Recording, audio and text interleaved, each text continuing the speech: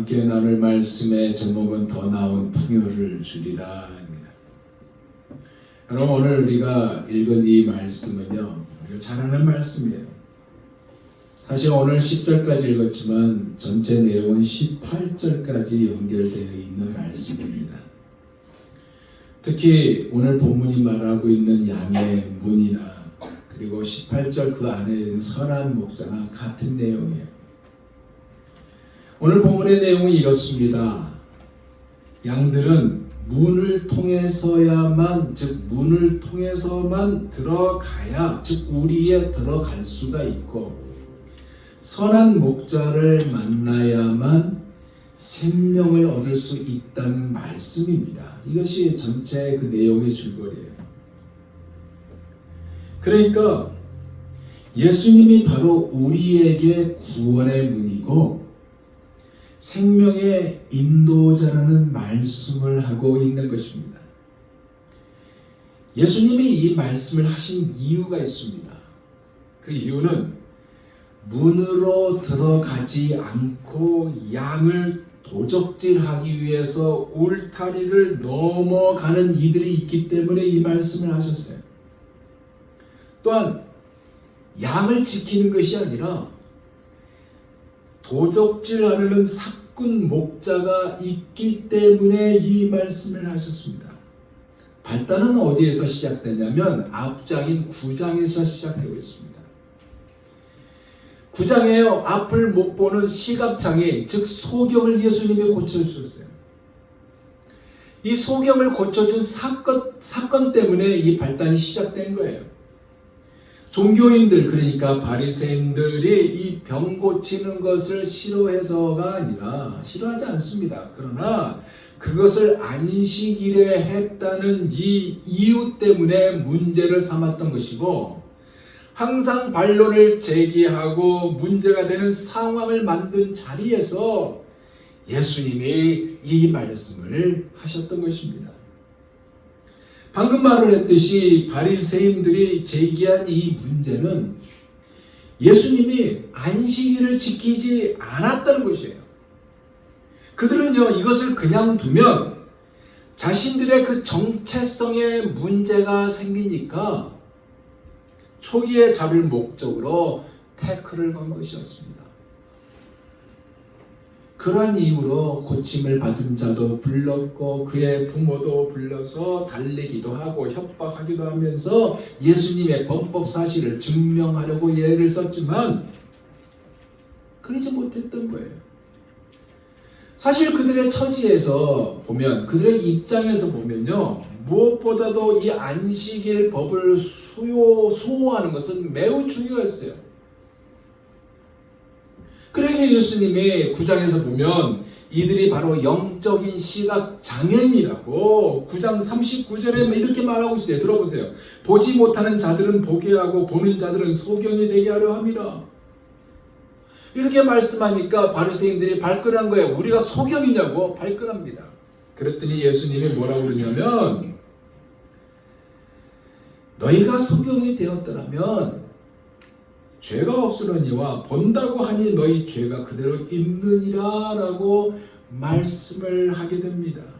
그리고 오늘 본문으로 이어진 거예요. 즉 9장 사건에 있었던 그 사건의 결과에 관해서 오늘 본문으로 이어지는데, 오늘 본문으로 이어질 때 예수님이 뭐라고 말씀하시냐면 진실로 진실로 하면서 언급을 하고 계세요. 즉 부연 설명을 하고 있다는 것입니다. 오늘 본문 전체적으로 볼 때요, 핵심의 줄거리가 뭐냐? 목자와 양입니다. 양과 목자의 비유이고 중요한 개념인 양의 문과 양의 목자에 관한 것을 말씀하고 있습니다. 선한 목자와 강도, 절도 이렇게 비교를 하고 있고요. 예수님께 속한 양과 다른 목자에게 속한 양을 비교하고 있고요. 문으로 들어오는 목자와 담 넘어 들어오는 자를 비교하고 있고요. 선한 목자의 목적과 도적의 목적이 무엇인지를 비교하면서 말씀하고 있어요. 이렇게 눈을 뜬 참 소경, 눈을 뜬 소경이 눈을 떴잖아요. 눈을 뜬 소경이 참 목자이신 예수님을 알아보고 믿었지만 오히려 잘 믿을 것 같고, 그렇게 생각하는 유대인들과 종교인들이 그렇지 않다는 것을 고발하고 있는 말씀이나 마찬가지입니다. 오늘 우리가 이것을 나누면서 우리의 현 모습을 한번 돌아보기를 원합니다. 성령님께서 큰 은혜를 주시리라 믿습니다. 먼저 예수님은 양의 우리의 문으로 들어오는 자와 담을 넘어 들어온 자에 관해서 말씀을 하고 있습니다. 1절에서 2절입니다. 내가 진실로 진실로 너희에게 이르노니 문을 통하여 양의 우리에 들어가지 아니하고 다른 데로 넘어가는 자는 절도며 강도요 문으로 들어간 이는 양의 목자. 여러분, 문으로 들어오는 자와 담을 넘어오는 자의 목적지가 어디라고 생각하십니까? 우리입니다. 우리, 양우리. 양우리가 어떤 모습을 가지고 있을까요? 제가 지난번에 성지순례를 갔을 때 저는 그 이스라엘 그 땅에 대한 아주 소망이 있었습니다. 다윗이 외쳤던 시편 23편에 여호와는 나의 목자시니 내가 부족함이 없으나 그가 나를 푸른 초장에 누이시며 실 많은 물가로 인도하시는도다 라는 그 푸른 초장과 실 많은 물가를 생각했었어요. 그런데요, 푸른 초장과 실 많은 물가가 없어요. 물론 가이사랴 빌립보에는 그 헬몬산에서 내려오는 물줄기가 있으니까 거기는 그래도 푸른 초장이 있고 농사가 잘 되는데 가보니까 돌밖에 없고요, 모래밖에 없고요, 두문두문 풀이 있는 것을 봤습니다. 그 풀들에게 다가가서 양들을 그 풀 쪽에 데리고 와서 먹이려고 하니까 그 목자들이 양들을 데리고 얼마나 많이 이동을 했을까요?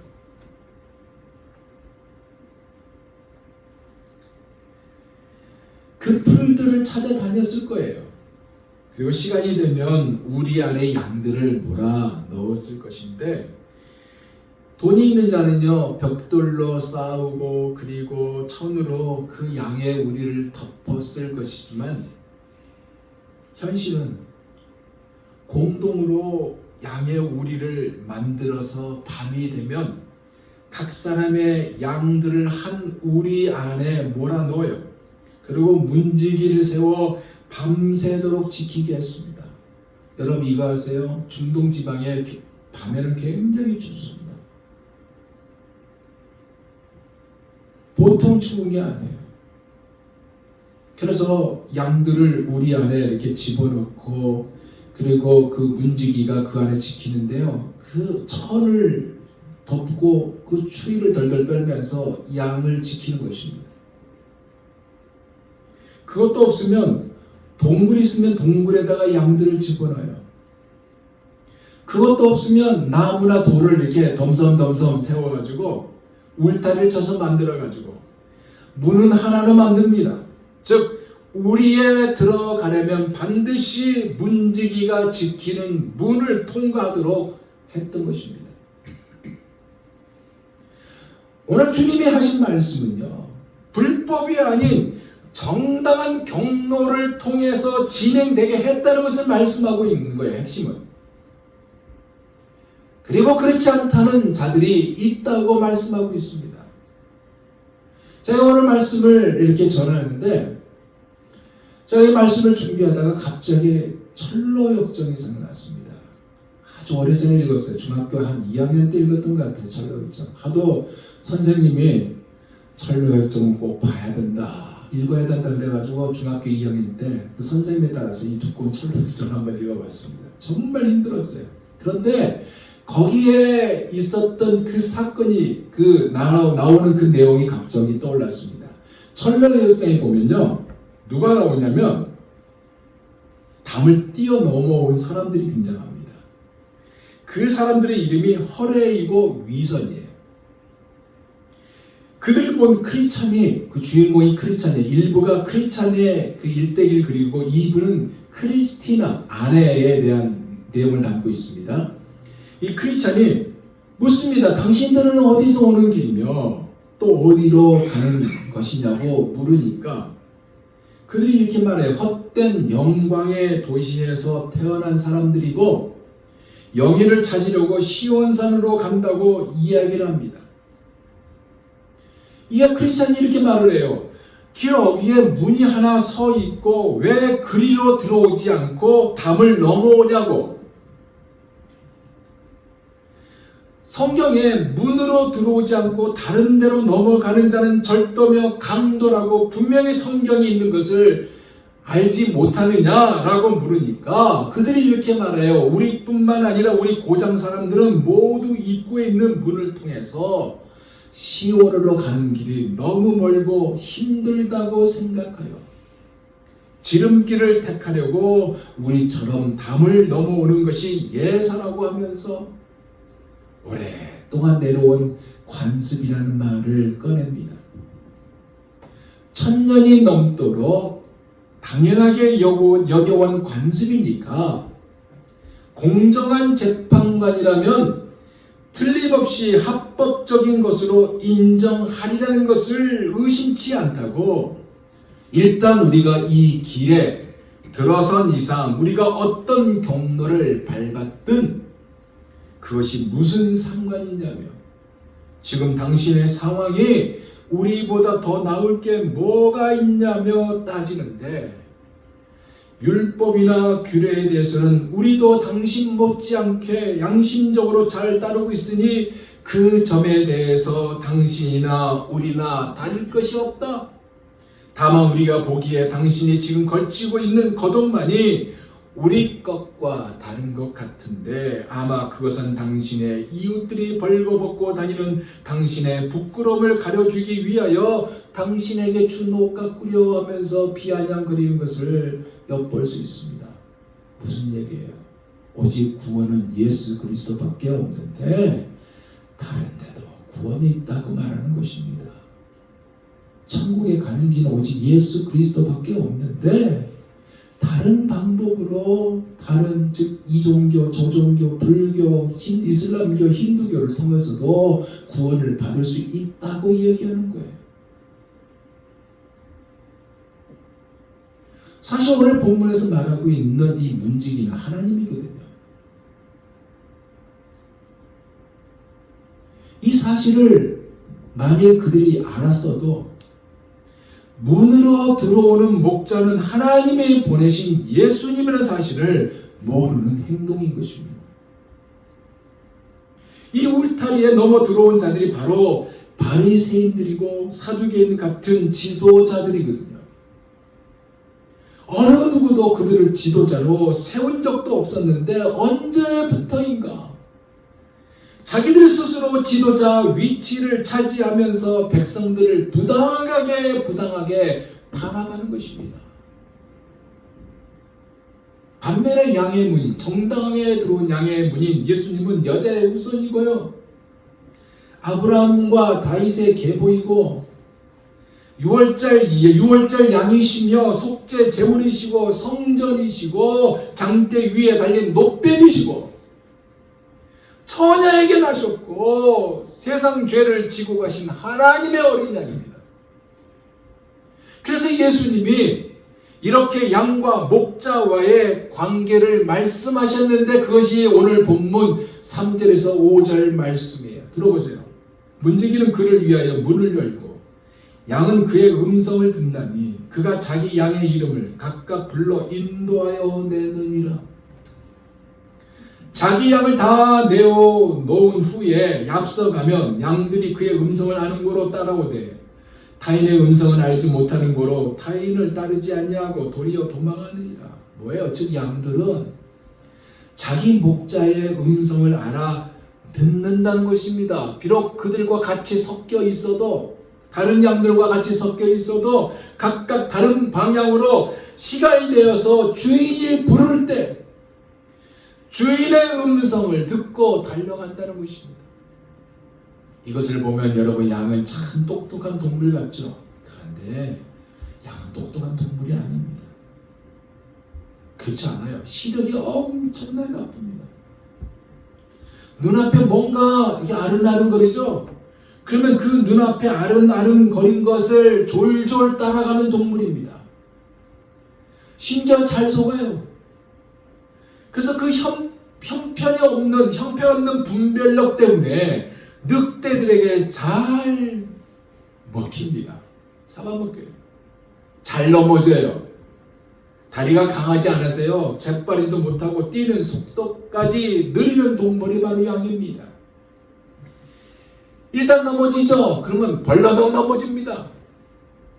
일어나지 못해요. 아무리 용을 써도 못 일어나요. 스스로 못 일어나는 동물이 양입니다. 목자가 와서 일으켜 줄 때까지, 세워줄 때까지 그 상태로 누워있는 동물이 양이에요. 겉모습은 온순해 보이죠? 그런데 성격은 매우 이기적입니다. 제멋대로요. 목자가 없으면 자기 멋대로 자기 먹이를 찾는 것에만 정신이 팔려있는 동물입니다. 그렇다고 방향, 감각이 있느냐? 이것조차도 없어요. 왜냐? 시력이 너무 나쁘기 때문에 그렇습니다. 앞에 숲이 있는지 남떨어지가 있는지 몰라서 그냥 계속 킵고잉이에요.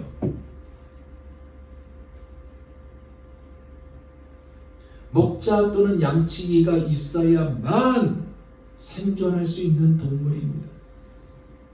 그런데 이 양이요, 죽을 때가 되면 온순해져요. 돼지나 염소는 죽을 때면 발악합니다. 소리치고 난리치죠. 근데 양은요, 온순합니다.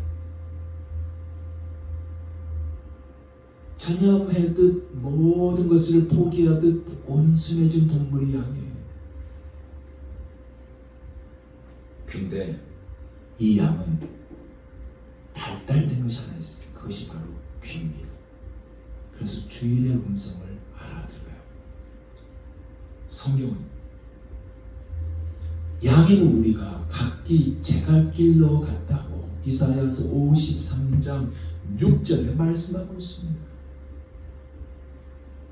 이렇게 고집세고 이렇게 성질이 급해도 주인의 음성을 알아듣는다는 거예요.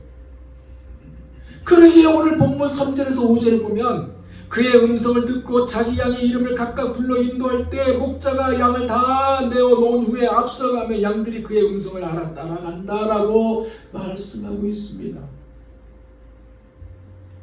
이렇게 목자가 양들의 이름을 하나하나 부를 때 서로 섞여 있다가도 자기 목자가 부르면 그 음성을 알아듣고 나오는데, 그 이유가 뭘까? 그 이유는 바로 목자와 양 사이의 관계가 형성되어 있기 때문에 그렇습니다. 사랑하는 여러분, 우리도 마찬가지거든요. 예수님이 우리 한 사람 한 사람을 죄와 사망의 자리에서 불러냈습니다. 그리고 각자 예수님을 마음 중심에 모시고 교통하도록 하셨어요. 즉 예수님을 모르고 천국에 가는 일은 있을 수도 없고요. 누구든지 예수님과 개별적인 교제 관계가 없다면 절대로 천국에 들어가지 못하는 것입니다. 그러기에 주님은 본인이 직접 양의 문이라고 말씀하고 있어요. 이 사실을 무리들은 잘 알지 못했다고 6절에 말하고 있잖아요. 진실로 그러니까 덧붙여서 말하고 있잖아요. 이 사실을 모르니까 주님이 다시 덧붙여서 진실로 하면서 말씀을 이어가고 있습니다. 그것이 바로 7절에서 9절 말씀이에요. 들어보세요. 그러므로 예수께서 다시 이르시되 내가 진실로 너희에게 말하노니 내가 양의 문이라. 나는 양의 문이라 그랬어요. 나보다 먼저 온 자는 다 절도여 강도니 양들이 듣지 아니하였느니라. 내가 문이니 누구든지 나로 말미암아 들어가면 구원을 받고 또는 들어가며 나오며 꼴을 얻으리라. 말씀 그대로 예수님 자신이 곧 문이라는 것입니다. 정문으로 양우리에 들어오신 유일하신 분이고 동시에 양의 문이에요. 이 문은 어떤 문이에요? 하늘로 통하는 문이고요. 이 문은 어떤 문이에요? 하나님 나라로 통하는 문이고요. 이 문은 어떤 문이에요? 천국으로 들어가는 문이고요. 오직 예수 그리스도만이 가능하게 하는 문입니다. 이 문이 어떤 문이었어요? 아담이 범죄한 이후에 하나님이 폐쇄했던 문입니다. 천사들을 세워서 사람이 얼씬도 못하게 만들었던 문 아닙니까? 그 막혔던 천국의 문을 예수 그리스도로 말미암아 죄인들에게 열렸고, 그래서 우리가 히브리서 4장 16절 말씀 그대로 그러므로 우리가 긍휼하심을 받고 때를 따라 돕는 은혜를 얻기 위하여 은혜의 보좌 앞에 어떻게 해요? 담대히 나아갈 것입니다. 이 은혜를 주신 거예요. 할렐루야. 그래서 구절에, 오늘 구절은 뭐라고 그래요? 나로 말미암아, 그렇게 하고 있잖아요. 나로 말미암아. 즉 예수 이외에는 이 세상에 하늘과 땅을 연결하는 또 다른 어떤 문도 없고, 예수님만이 바로 하나님이 보내신 유일한 문이라는 말씀입니다. 할렐루야. 그러니 절도요, 강도의 목적과 주님의 목적은 다를 수밖에 없습니다. 10절에 이렇게 말합니다. 도둑이 오는 것은 도둑질하고 죽이고 멸망시키는 것뿐이요 내가 온 것은 양으로 생명을 얻게 하고 더 풍성히 얻게 하는 것이라. 도적이 오는 목적이 뭐라고요? 양을 도둑질하고 죽이고 멸망시키는 것이라고 했습니다. 정당하게 소유하지 않은 거예요. 훔치고 죽이는 것입니다. 오직 자기의 이익을 챙길 뿐이고 양떼를 멸망시킬 뿐입니다. 이 말씀이 누구를 향한 말씀이라고요? 바리새인과 사두개인 이들에게 하는 말씀이라고 했습니다. 성전을 이용하여서 재산을 모으고 로마 정권과 적당하게 결탁해서 백성들을 수탈하는 자들에 관한 말씀이라고 했습니다. 양들의 형편은 전혀 생각하지 않고 지킬 수 없는 법을 만들어서 백성들 위에 덮어 씌웠던 자들, 높은 자리에 앉아서 명령만 내렸던 회칠한 무덤들, 천국문을 가로막고 자기들도 들어가지 않고 남들도 못 들어가게 만든 자들, 이런 자들이 우리를 넘어오는 강도들이라고 말씀하고 있는 것입니다. 반면에 주님 오신 목적이 뭡니까? 9절에서 10절 이렇게 말씀하고 있어요. 생명 구원이라고 말씀하고 있어요. 누구든지 나로 말미암아 들어가면 뭘 얻고요? 구원을 얻고, 내가 온 것은 양으로 뭐를 얻게 하고? 생명을 얻게 하고 더 풍성히 얻게 하려는 것이라. 사랑하는 여러분, 그러기에요 예수님만이 우리에게 생명을 주셨습니다. 요한복음 11장 25절에서 26절 말씀 이렇게 말하고 있잖아요. 나는 부활이요 생명이니 나를 믿는 자는 죽어도 살겠고 무릇 살아서 나를 믿는 자는 영원히 어떻게 해요? 죽지 아니하리니 이것을 내가 믿느냐라고 말씀을 하셨던 것입니다. 이 생명은요 갈수록 더 풍성해지는 생명이에요. 이것을 우리가 누리지 못하고 만약에 인공호흡기만 끼우면서 간신히 살아간다면 우리의 현 주소를 돌아볼 필요가 있지 않습니까? 사는 것 때문에 힘들어서,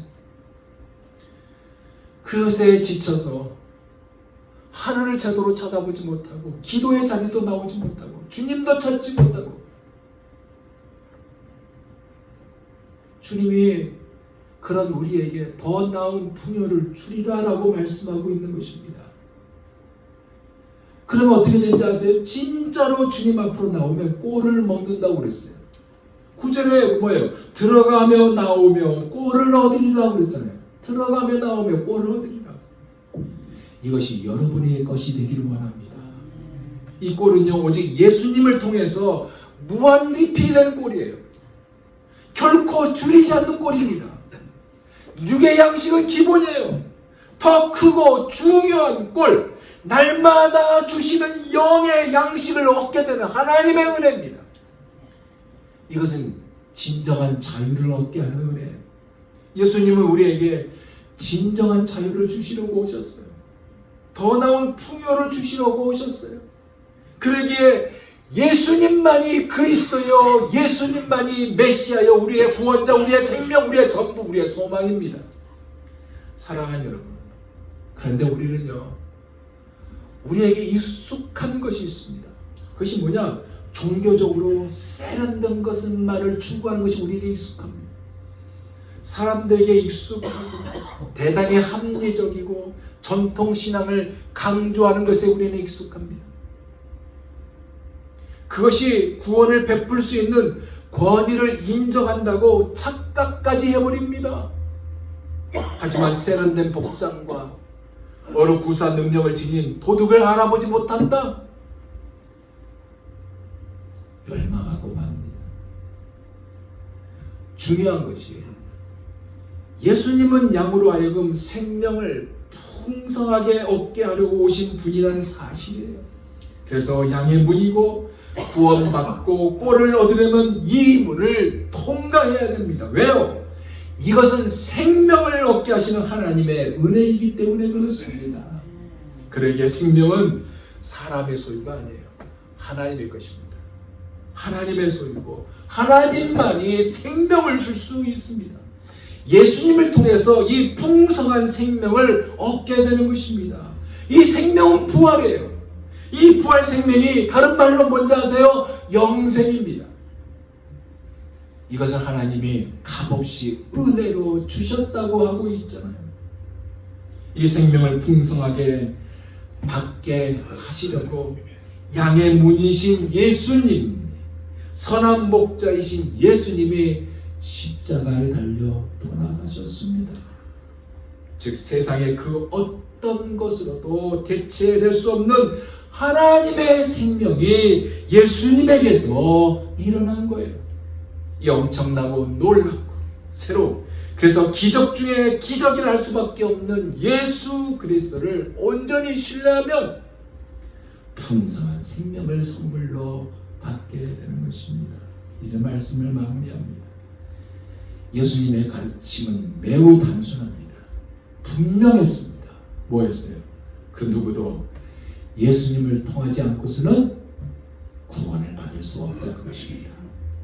9절에서 10절 다시 보세요. 내가 문이니, 그래서 내가 문이니 누구든지 나로 말미암아 들어가면 뭐를 얻고요? 구원을 얻고 또는 들어가며 나오며 꼴을 얻으리라.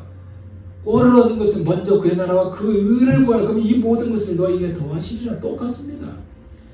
도적이 오는 것은 도둑질하고 죽이고 멸망시키는 것뿐이요 내가 온 것은 양으로 생명을 얻게 하고 더 풍성히 얻게 하는 것이다.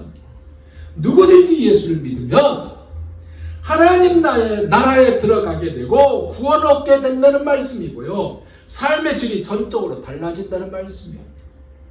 꼴을 먹는데 그 꼴은 상상을 초월한 꼴입니다. 이 더 나은 풍요는 오직 예수를 믿는 자만이 얻게 되는 것입니다. 그리고 생명의 떡을 먹게 되고요. 영원한 생명을 주는 생수를 마시게 됩니다. 그 문은 유일한 문입니다. 그 문은 유일한 문이고 그 문은 언제든지 누구에게 열려있는 문이고요. 그 문은 반드시 내가 들어가야 할 문입니다. 예수님은 양의 문이신 더 나은 풍요를 주시는 분입니다. 기도하겠습니다.